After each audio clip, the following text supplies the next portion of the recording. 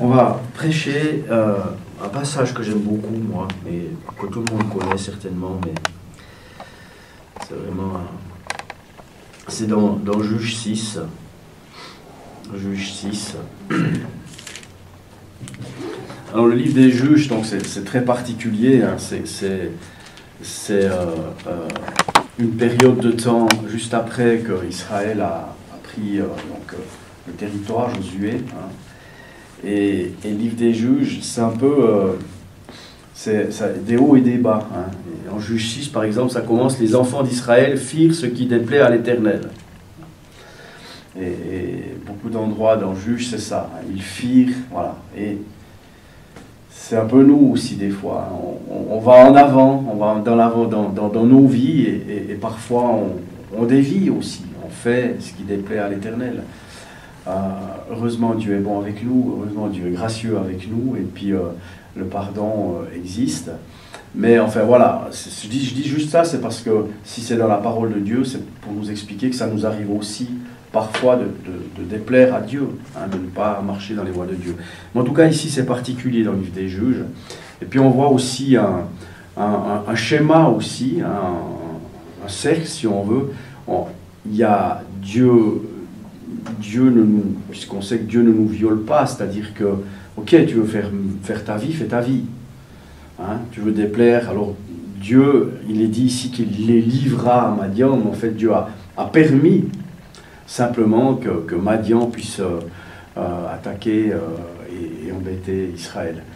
Et en fait, c'est ce qui se passe dans nos vies quand on veut vivre nos vies. Hein, ben, Dieu permet, c'est-à-dire c'est une histoire de couverture. Hein. Vous savez que lorsqu'on est sous la couverture de Dieu, c'est comme un parapluie. Hein. Bien, lorsqu'on se déplace, et on n'est plus sous la couverture de Dieu, ça ne veut pas dire que Dieu ne nous aime pas, ça ne veut pas dire que Dieu ne nous protège pas, ça ne veut pas dire que Dieu n'est pas bon avec nous. Simplement, ça veut dire qu'on devient perméable à d'autres choses. Voilà, si je puis le dire comme ça. Et ici, donc, c'est ce qui se passe. Donc, il y a ce cercle. On fait notre vie, ça ne va pas, et on crie à l'Éternel. Et Dieu vient. Et ça, c'est extraordinaire. La patience de Dieu. Hein. Ça va pas, ok, ben, je veux faire ce que je veux, donc ça va pas, et je crie à Dieu. Alors que ce serait tellement plus simple des fois de déjà demander à Dieu qu'est-ce qu'il lui pense de telle ou telle situation, hein, plutôt que de commencer par nous-mêmes, voir que ça va pas et demander à Dieu. Hein. Et ça, c'est notre combat. Enfin, moi, je suis comme ça. Le nombre de fois où j'ai d'abord choisi ma voie, hein, mon idée, et puis après je galère, puis après je dis oh Seigneur aide-moi. Mais Dieu est bon, et c'est ce qu'on voit ici, vraiment. Donc au verset 11 il est dit: puis vint l'ange de l'Éternel, et il s'assit sur le térébinthe d'Ophra, qui appartenait à Joas de la famille d'Abiézer. Gédéon son fils battait du froment au pressoir, pour le mettre à l'abri de Madian. L'ange de l'Éternel lui apparut et lui dit: l'Éternel est avec toi, vaillant héros. Gédéon lui dit: ah mon Seigneur, si l'Éternel est avec nous, pourquoi toutes ces choses nous sont-elles arrivées? Et où sont tous ces prodigues que nos pères nous racontent quand ils disent: l'Éternel nous a-t-il pas fait monter hors d'Égypte? Maintenant l'Éternel nous abandonne et il nous livre entre les mains de Madian. L'Éternel se tourna vers lui et dit: va avec cette force que tu as et délivre Israël de la main de Madian. N'est-ce pas moi qui t'envoie? Gédéon lui dit: ah mon Seigneur, avec quoi délivrerai-je Israël? Voici ma famille est la plus pauvre en Manassé, et je suis le plus petit dans la maison de mon père. L'Éternel lui dit: mais je serai avec toi et tu battras Madian comme un seul homme. Gédéon lui dit: si j'ai trouvé grâce à tes yeux, donne-moi un signe pour montrer que c'est toi qui me parles. Ne t'éloigne point d'ici jusqu'à ce que je revienne auprès de toi, que j'apporte mon offrande et que je la dépose devant toi. Et l'Éternel dit: je resterai jusqu'à ce que tu reviennes. Gédéon entra, prépara un chevreau, et fit avec un épha de farine des pains sans levain. Il mit la chair dans un panier et le jus dans un pot. Les lui apporta sur le térébinthe et les présenta. L'ange de Dieu lui dit: prends la chair et les pains sans levain, pose-les sur ce rocher et répands le jus. Et il fit ainsi. L'ange de l'Éternel avança à l'extrémité du bâton qu'il avait à la main et toucha la chair et les pains sans levain. Alors il s'éleva du rocher un feu qui consuma la chair et les pains sans levain, et l'ange de l'Éternel disparut à ses yeux. Gédéon, voyant que c'était l'ange de l'Éternel, dit: malheur à moi, Seigneur Éternel, car j'ai vu l'ange de l'Éternel face à face. Et l'Éternel lui dit, sois en paix, ne crains point, tu ne mourras pas. Gédéon bâtit là un autel à l'Éternel et lui donna pour nom l'Éternel de paix. Il existe encore aujourd'hui à Ophra, qui appartenait à la famille d'Abiézer. Voilà, Seigneur, merci pour ta parole et merci de parler encore à nos cœurs ce matin, au nom de Jésus-Christ. Amen. Voilà, donc la situation, Israël, voilà, c'est l'ennemi qui est là, et chaque fois que les récoltes arrivaient, étaient prêtes, comme maintenant, c'est voilà, c'est le raisin. Hein. Voilà, le raisin, on a passé un peu dans le vignoble hier, un peu, je ne sais pas si c'est déjà fini ou quoi, mais enfin, il y a encore des mouvements. Mais imaginez, hein, vous avez votre vigne, puis chaque fois que, ouais, on va manger le raisin, il y a, je ne sais pas, l'ennemi qui vient et hop, il n'y a plus rien. Hein. Nous, à Prangin, c'est les pommes, il y a des immenses pommiers, des champs de pommes, des pommiers. Hein. Imaginez, chaque année, tu es content de ta récolte et hop, on vient, on te prend tout. Hein. C'est une situation quand même assez pénible, assez difficile. C'est aussi un principe satanique. Hein. Le diable est un voleur, il vient nous voler aussi ce que nous on a, hein, ça c'est aussi... Donc voilà, ici qu'est-ce qui se passe?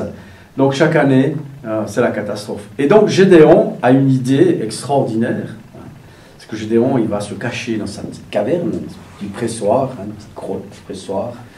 C'est que dans ce pays-là, il y a plein de cavernes, de grottes, enfin il y a pas mal d'endroits pour se cacher. Et donc, moi, c'est vraiment une image que j'aime beaucoup, hein, cette histoire de Gédéon, parce que des fois, c'est un peu moi. Hein. Petit boulot tranquille, tout pépère, hein, qu'on me fiche la paix, surtout qu'on ne m'embête pas, je fais mon petit truc, mon petit coin, mes petites affaires, etc. Hein, pensant être caché. Hein, et effectivement, peut-être qu'il était caché des Madianites, mais pas de Dieu. Parce que Dieu, lui, on ne peut pas tricher avec Dieu, hein, il sait exactement où on est. Mais donc voilà, notre Gédéon, dans son petit coin, dans sa petit train-train quotidien, dans sa peur, dans « il faut que je protège ce que j'ai », il ne faut surtout pas, voilà, hein, je fais voilà, je fais mon petite œuvre. Et là, il y a Dieu qui vient, c'est l'Éternel, il parlait de l'ange de l'Éternel, il parlait de l'Éternel. C'est un truc extraordinaire, et on peut, je ne sais pas, vous imaginez, hein, voilà, Gédéon faisait des trucs, il est tremblant, peur de tout, et paf, il y a cette apparition. Et j'aime vraiment, et il y a l'ange qui dit vaillant héros. Déjà, moi je vois tout à fait Gédéon qui dit il y a quelqu'un d'autre, c'est à moi, il ne me connaît pas, moi je suis. Hein. Et donc. L'Éternel est avec toi, vaillant héros. Ça, c'est un truc, je ne sais pas si vous êtes comme moi, c'est une histoire bizarre. Hein. Il a rien d'un héros, Gédéon. Enfin, si vous êtes comme moi, il est au contraire. Il a peur, il se sent faible, il a rien d'un héros. Et pourtant, Dieu lui-même lui dit, vaillant héros. Et ça, c'est le premier point que j'aimerais déjà souligner, c'est que vous savez, heureusement qu'on ne voit pas les choses, enfin, non pas heureusement, mais comment je vais dire ça, le problème qu'on a, voilà, c'est qu'on ne voit pas les choses comme Dieu les voit. Et nous, on est sur la terre, on a une perspective terrestre, alors que Dieu voit tout, voilà, les voies de Dieu ne sont pas les voies des hommes. Et nous, on a toujours ce sentiment qu'on est nul, qu'on est faible, qu'on n'y arrivera pas, qu'on est petit, etc., etc. Mais vous savez quoi? Dieu regarde en nous le potentiel qu'on a. Dieu regarde en nous qui on est au travers de Jésus-Christ. Et avec Jésus, mes amis, rien n'est impossible. Rien n'est impossible à mon Dieu. Et c'est pour ça que Dieu peut dire de nous vaillants héros. Alors humainement parlant, on n'a rien d'héros. On a plutôt zéro que héros. Et soyons justes. Et pourtant, c'est comme ça que Dieu nous voit. Et c'est pour ça qu'il faut étudier la parole de Dieu. C'est pour ça qu'on étudie la parole de Dieu. On a besoin de savoir comment Dieu me voit. C'est ça qui va faire la différence dans ma vie. Parce qu'on s'imagine comment les gens me voient. Hein, oh, ben lui, il ne doit pas m'aimer, lui, il doit m'aimer, lui, même un peu moins, etc. Hein, on s'imagine. Des fois, on fait même des dialogues. Hein. Ah oui, mais lui, etc. Et on catalogue les gens. Vous voyez, on s'imagine tout le temps, parce on aimerait bien avoir une belle image de soi. Mais souvent, malheureusement, on est dans la négativité. Ah oui, mais il m'a dit ça, alors c'est parce que, etc. Mais c'est pas comme ça qu'on devrait juste fonctionner. Ce qui compte, c'est ce que Dieu pense de moi. C'est ça qui compte. Parce que franchement, que ce que vous pensez de moi, c'est pas important. Ou ça voudrait dire que je suis important. Si ce que vous pensez de moi est important, ça veut dire que je suis important. Moi, je ne suis pas important.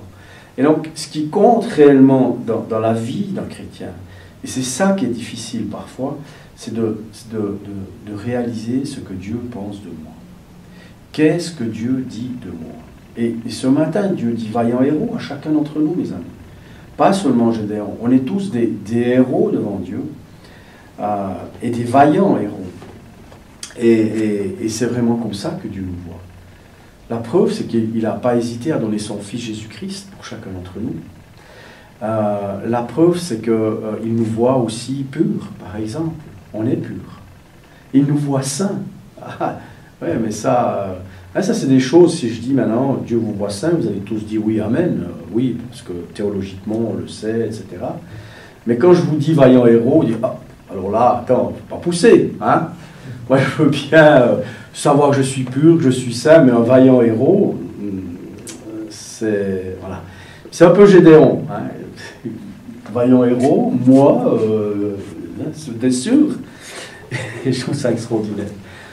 En fait, c'est la grâce de Dieu. Hein. L'Éternel est avec toi. Et ça, c'est... Voilà une situation horrible, difficile. Et la première chose que Dieu dit est « Je suis avec toi ». On traverse tous des fois des situations difficiles. Mais la première pensée qu'on devrait avoir, c'est que Dieu est avec nous. Dieu est avec nous. On vit tous des injustices. Vrai ou faux? Tout le temps, il y a des gens qui sont injustes avec nous. Enfin. Mais la première des choses, au lieu comment dirais-je, de pleurer, de se lamenter, c'est de savoir que Dieu est avec nous. La première des choses. Eh oui, mais peut-être que c'est difficile, peut-être qu'on t'a fait une injustice, peut-être que les gens sont méchants avec toi. Mais toi, Dieu est avec toi.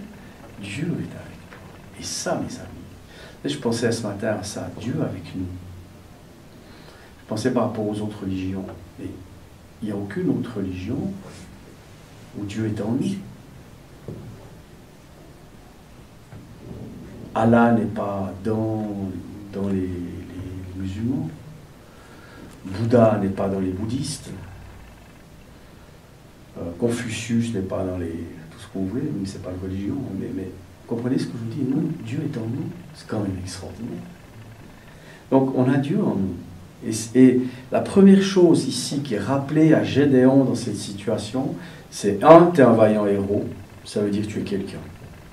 Tu es quelqu'un de hautement estimé. Dieu t'aime. La preuve, je suis là, hein, il pourrait dire. Et je suis avec toi. Et c'est ça qu'il ne faut pas oublier, les amis. Donc ici, un message, on va dire, réconfortant. Et d'ailleurs, nous avons le Saint-Esprit. Et heureusement que de temps en temps, le Saint-Esprit se rappelle à nous. Il dit, oui, je suis là. Même si souvent, le Saint-Esprit, on ne veut pas trop l'écouter. On veut plutôt qu'il... Et voilà la question. Ah, vraiment, je ne sais pas, déjà, je ne sais pas si vous imaginez cette situation, c'est une apparition qui arrive. Et ils discutent. Ah, si Dieu est avec moi, alors pourquoi je vis ça? Ça... Alors, on avait parlé de ça il n'y a pas longtemps ici. Alors, les gens se posent la question, pourquoi tant de malheur sur ce monde, etc.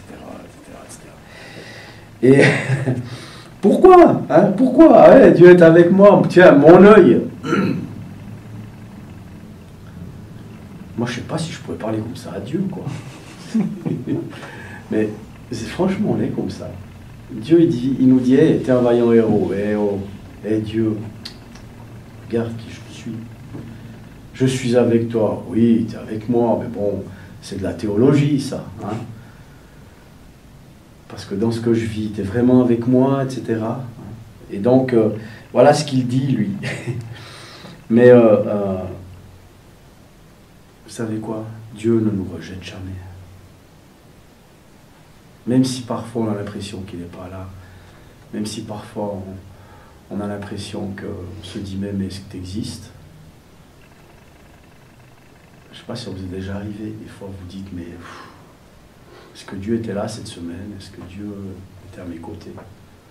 Eh oui, c'est pas parce que Dieu ne parle pas, ne dit rien qu'il n'est pas avec nous. Et donc il y a cette question, hein, donc voilà, puisqu'il est avec nous, hein, pourquoi toutes ces choses sont-elles arrivées? Pourquoi ça nous arrive? Parce que Dieu veut justement nous montrer qu'il est avec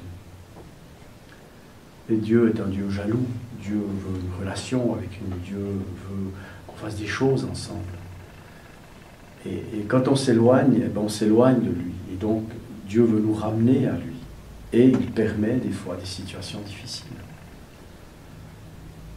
C'est juste pour sa gloire. C'est juste pour qu'on soit mieux. C'est juste pour qu'on soit avec lui. C'est incompréhensible, bien sûr. On aimerait tellement qu'il n'y arrive rien dans nos vies. Ensuite, l'Éternel se tourna vers lui, et ça aussi, c'est juste extraordinaire ce qu'il lui dit. Va avec cette force que tu as, et délivre Israël de la main de Madian. N'est-ce pas moi qui t'envoie?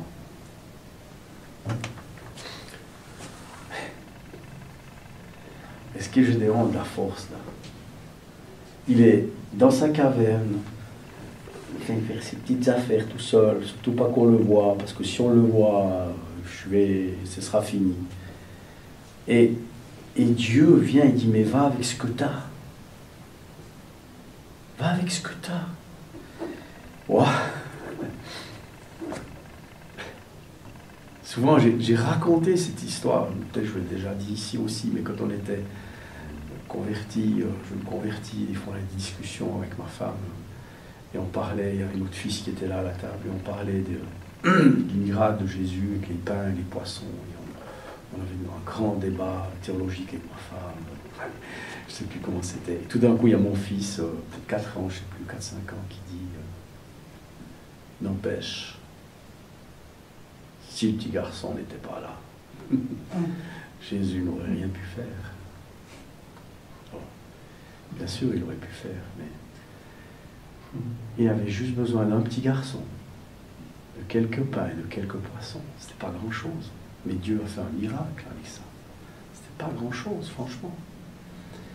Et c'était pas le boulanger du coin, c'était pas le poissonnier du coin, c'était un petit garçon qui avait juste un peu de pain et un peu de poisson.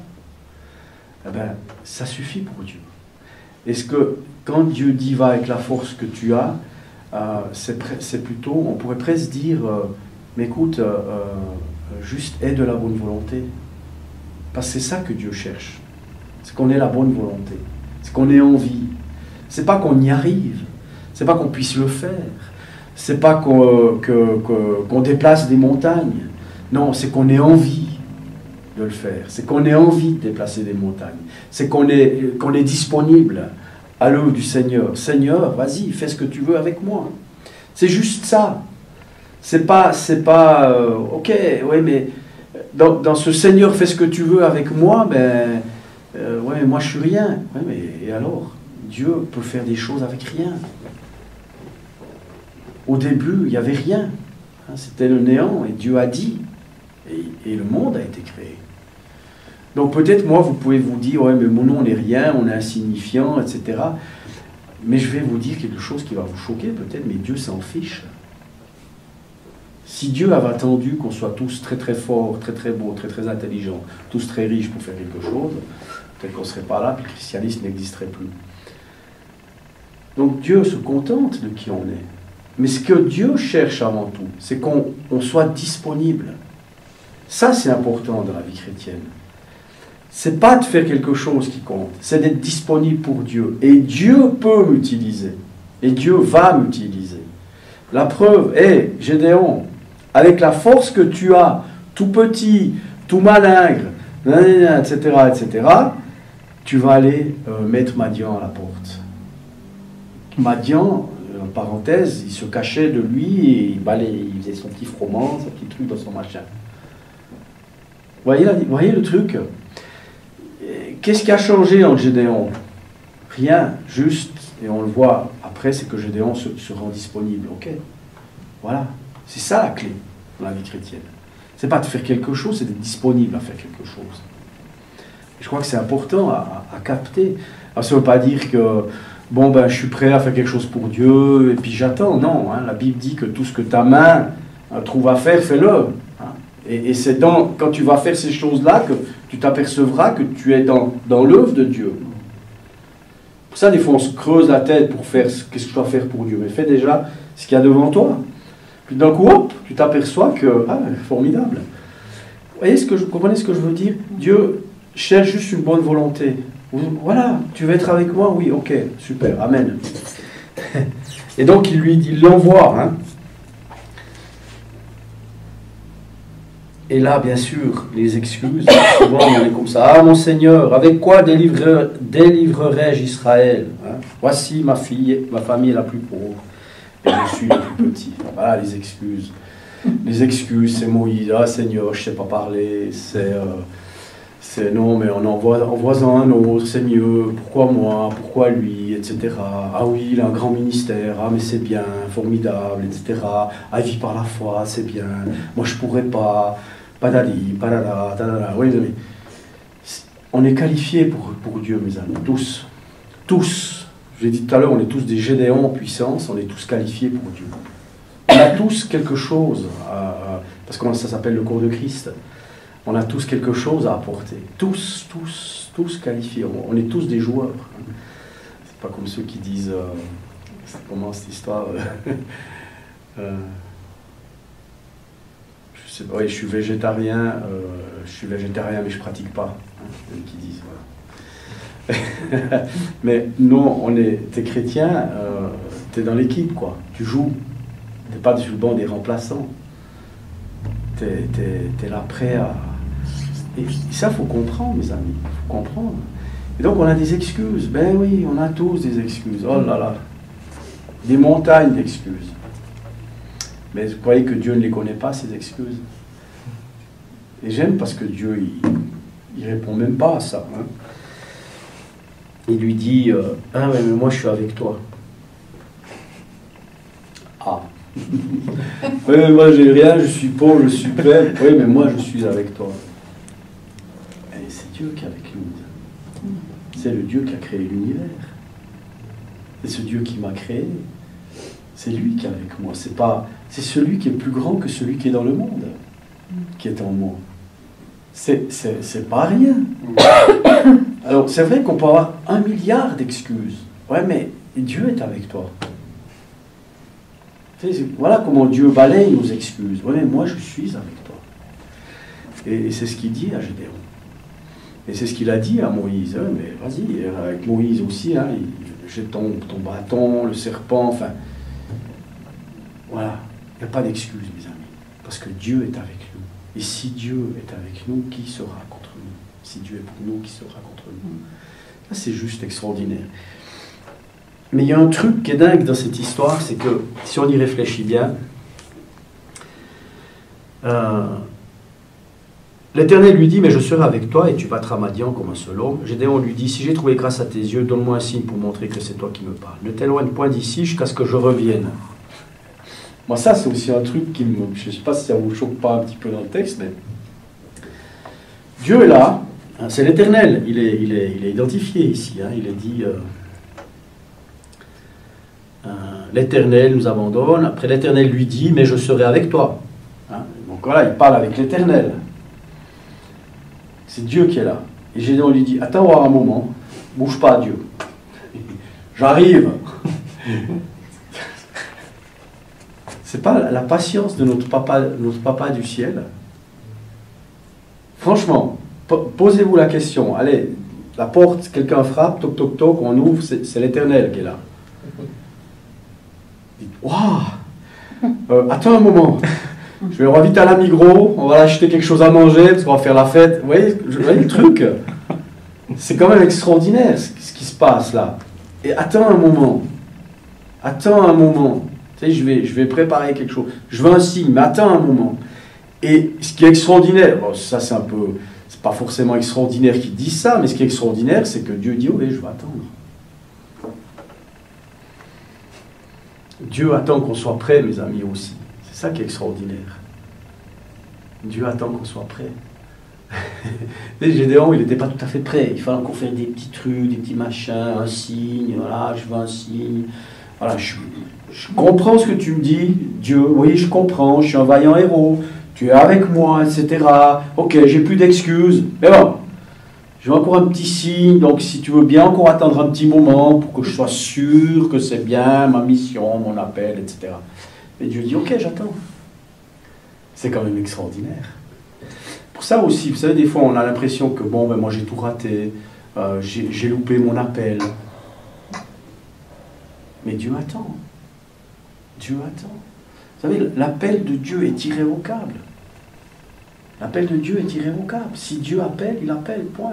Ça ne se fait pas aujourd'hui, mais ça se fera demain. Et c'est ce qui se passe. Dieu attend. Il dit, ok, t'es pas prêt, oh, vas-y, va faire tes petites affaires, etc. Hein, c'est ce qui va préparer. Qu'est-ce qu'il va préparer? Ne t'éloigne point d'ici jusqu'à ce que je revienne auprès de toi, que je t'apporte mon offrande et que je la dépose devant toi. Et l'Éternel dit, je resterai jusqu'à ce que tu reviennes. C'est dingue. Hein? T'es Seigneur, ok, mais attends un moment, Seigneur, je ne suis pas tout à fait prêt. Il dit, ok, j'attends. On a un papa extraordinaire, mes amis. On a un papa qui nous aime. Il nous fait confiance. Il nous choisit pour faire un truc de fou. Là, c'est un truc de fou de massacrer Madian, etc. Et en plus, il n'est pas pressé. Dieu n'est pas pressé. Il dit, ok, on attend. Quand tu seras prêt, ça sera le bon moment. C'est pas extraordinaire, ça? Et ça doit nous encourager, mes amis, à faire confiance à Dieu. Dieu sait, et c'est jamais trop tard. Vous savez, l'appel d'Abraham, peut-être qu'une fois on prêchera là-dessus, mais l'appel d'Abraham, il est intéressant parce que quand on lit en Actes et puis quand on lit en Genèse, on s'aperçoit que en fait, il était appelé 2 fois. Parfois, on le confond, mais en gros, Dieu dit à Abraham, quitte ta famille et va dans le pays que je te montrerai. Et qu'est-ce qu'on voit? C'est que c'est le père d'Abraham qui prend son fils et qui quitte le pays. Et ils vont en cours de route, je ne me souviens plus l'endroit, ils s'arrêtent là. Et là, vous voyez, c'est le père qui a pris Abraham. C'est pas Abraham qui est parti. On pourra une fois en reparler, je sais, c'est pas le sujet. Et puis là, une fois que le père est mort, ben Dieu revient voir Abraham et lui dit, vas-y, quitte ton pays. Donc on voit qu'Abraham, il a eu besoin d'un coup de main pour son appel. Il n'est pas parti de lui-même au premier abord.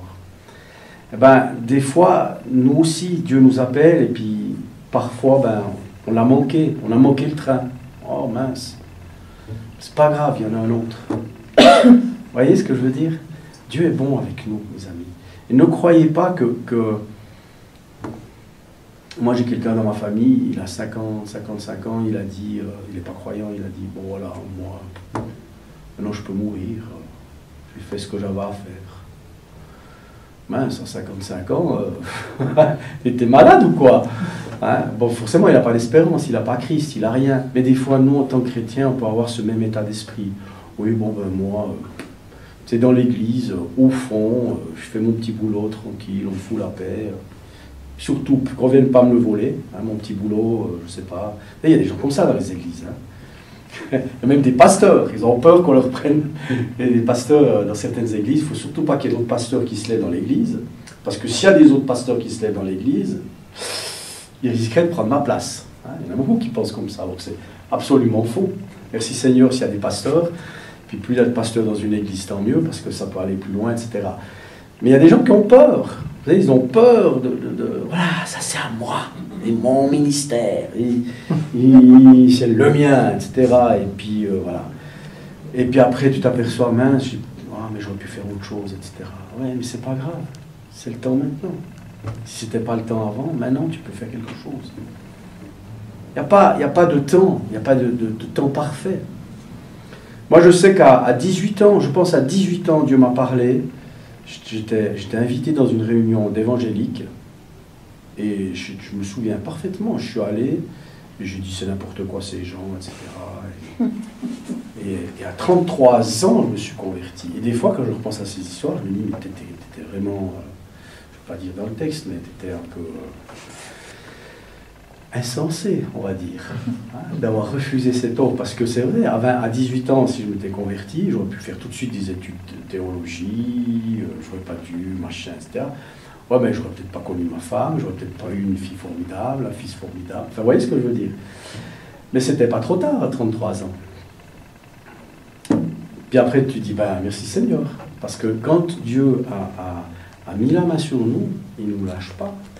Il ne nous lâche pas, il est patient avec nous. Et ça, j'aimerais que ça nous encourage. Et je vais terminer parce qu'en fait, à la fin, il y a quelque chose. Gédéon bâtit là un autel à l'Éternel et lui donna pour nom éternel paix. Ben, de savoir que Dieu est avec nous, mes amis. Que nous sommes des héros pour Dieu. Vraiment des héros pour Dieu. Qu'il est avec nous. Qui se contente de nous.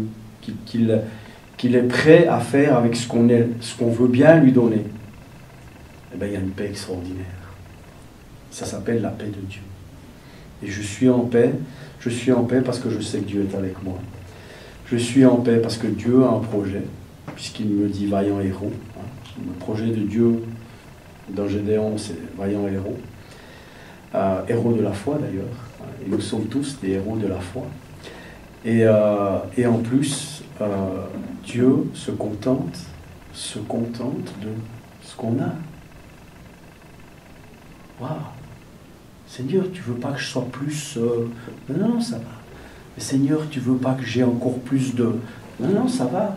Mais Seigneur, tu veux vraiment pas que je fasse plus de prières, que je lise plus la Bible, que j'aille plus au culte? Ah, si seulement je pouvais aller en 2 églises à la fois, à 10 heures. Ma tête dans une, les pieds dans l'autre. Waouh! Seigneur, je préfère tout ça. Puis là, tu pourrais peut-être... Non. Je veux juste toi. Ça va comme tu es. Comprenez? Dieu nous accepte tel qu'on est. C'est lui qui nous a créés.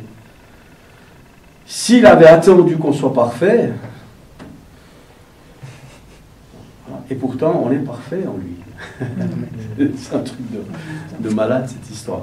Et quand je sais tout ça, mes amis, je suis en paix. Je suis en paix dans ce que je fais dans l'église. Je ne suis pas inquiet. Je ne suis pas... on va prendre ma place. Oh là là. J'en passe et des meilleurs. Je suis en paix quand je fais quelque chose. Je ne vais pas me poser la question, mais est-ce que c'est pour Dieu, pas pour Dieu? Sinon, je suis juste en paix parce que Dieu est avec moi. Il a préparé des œuvres pour moi d'avance. Et bêtement, je suis dedans parce que je suis juste disponible. C'est une paix extraordinaire. Mais il y a beaucoup de chrétiens qui ne sont pas en paix. Ils se posent sans arrêt la question, qu'est-ce que je vais faire, pourquoi, comment, est-ce que Dieu, patati, patata. Mais lis les Écritures. Dieu t'aime, c'est ok, tout va bien, t'inquiète pas, Dieu t'aime. Oui, mais non, c'est bon, tu peux rien faire pour faire plaisir à Dieu de plus que de l'avoir accepté comme sauveur. C'est un message extraordinaire. C'est ça, Gédéon. C'est ça, Gédéon. Amen. Amen. Vaillant héros. Merci. Comme ça. Ok. Seigneur, merci pour ta parole. Oh, tu es bon, Seigneur, avec nous et on a besoin de l'entendre. On a besoin d'entendre ce genre de message, Seigneur, parce que c'est pour ça que c'est dans ta parole, Seigneur. C'est parce que tu nous aimes. Au-delà de ce qu'on pense, de ce qu'on imagine, Seigneur. Merci. Merci parce que j'aime quand tu dis « Hey, c'est ok, ça va. Ça va, je t'aime. » Merci, Seigneur.